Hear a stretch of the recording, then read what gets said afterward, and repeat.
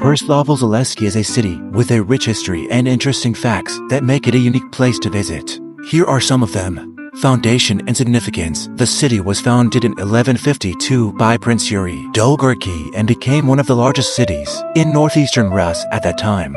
It was larger than many other cities, including Moscow, at the time of its foundation.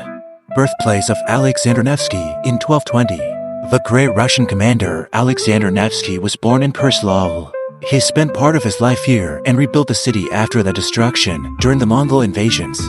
The beginning of the Russian fleet on Lake Pleshcheyevo. Young Peter I built his first amusing flotilla, which marked the beginning of the history of the Russian fleet. In memory of this event, the Botik Museum-Estate was created. Ancient earthen ramparts. The city has preserved earthen ramparts from the 12th century, which are an outstanding defensive structure of ancient Rus. Their length is about 5 kilometers. Transfiguration Cathedral. This is one of the oldest white stone churches in Russia. Built in 1152, Alexander Nevsky was baptized here, and Ivan the Terrible and other historical figures also visited here. Pagan heritage. On the shore of Lake Pleshcheyevo is the blue stone, an ancient pagan object of worship.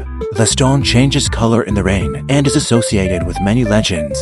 Museums with unusual themes. Pereslavl is known for its original museums, such as the Iron Museum, the Teapot Museum, and the Museum of Cunning and Ingenuity, which attract tourists with their unconventional approach. These facts emphasize the uniqueness of Pereslavl-Zalessky as a cultural and historical center of Russia.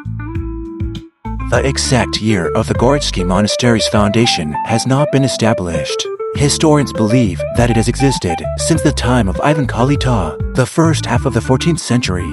According to legend, Princess Evdokia, the wife of Dmitry Donskoy, came to the monastery in 1382. Her arrival coincided with the Tatar invasion. The princess allegedly managed to escape and hide in the fog of Lake Pleshcheyevo. In 1744, the monastery was abolished and has not resumed its activity since then. Since 1919, the Pereslavl-Zalessky Museum Reserve has been located on its territory. Holy Trinity Danilov Monastery. The monastery was opened in 1508 on the initiative of monk Daniel. Trinity Cathedral on its territory was founded in 1530 in honor of the birth of Ivan the Terrible. For most of its history, the Danilov Monastery flourished. The monastery's prosperity was ensured by the fact that it acted as a major feudal lord. Its possessions included several downstream surrounding villages and thousands of peasant souls. Under Soviet rule, the monks were dispersed. The monastery's activities were resumed only in 1995. Church of the 40 Martyrs. The first church in the name of the 40 Martyrs was built in the early 17th century. The stone temple that has survived to this day was erected in 1755 with funds from the Moscow merchant Shelyagin. During the Soviet period, the building was used as a warehouse for fishing equipment. It was returned to believers in 1989. The 40 martyrs were soldiers of the Roman army who refused to renounce Christ and were killed for this by order of the pagan military leader Agricolaus.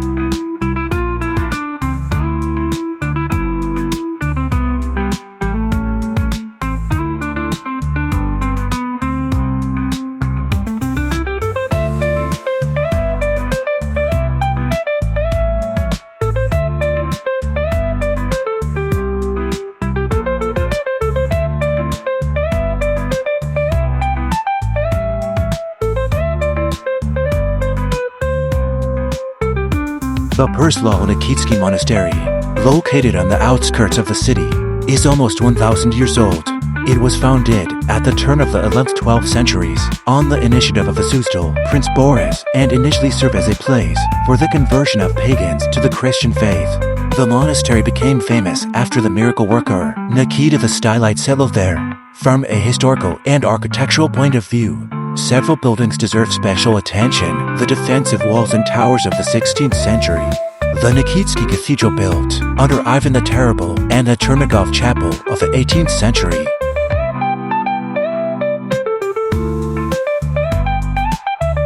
St. Nicholas Monastery. This is another ancient monastery in Pereslavl-Zalessky. It was founded in the middle of the 14th century by the monk Dmitry Prilutsky.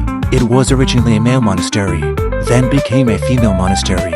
During its long history, The monastery was repeatedly subjected to devastation and suffered for arson, but always recovered from the blow. During the Soviet era, the Nikolsky Monastery was turned into a livestock base, and the Cathedral of St. Nicholas the Wonderworker was blown up. The complex was returned to the diocese only in the 1990s. The Nikolsky Cathedral was rebuilt. Today, nuns live in the monastery again.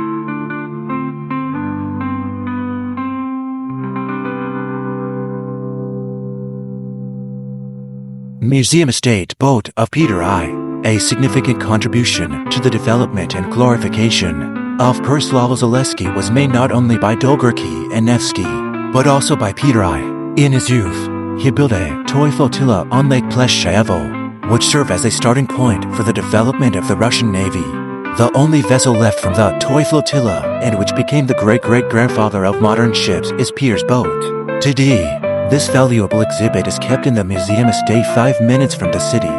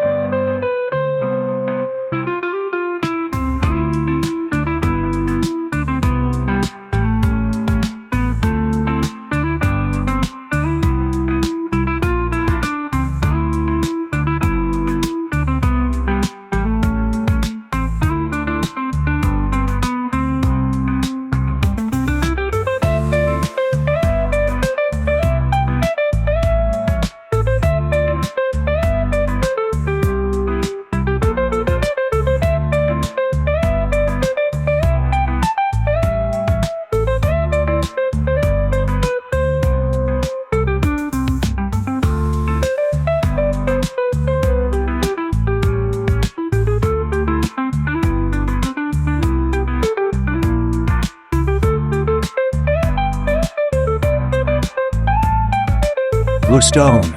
Another attraction outside the city is the Blue Stone, located on the shore of Lake Pleshcheyevo. This huge boulder is one of the few ritual stones that have survived from the times of the Slavic pagans.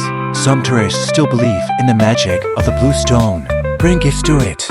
Ask for health and luck for themselves and their loved ones. Pleshcheyevo Lake National Park. Lovers of nature and quiet relaxation should definitely visit Pleshcheyevo Lake, on the shore of which Pereslavl-Zalessky is located. Since 1988, the reservoir itself and the surrounding area have received the status of a national park, all in order to preserve the rich flora and fauna, as well as the aesthetic significance of this place. Tourists are not prohibited from visiting the national park. The main thing is not to harm nature.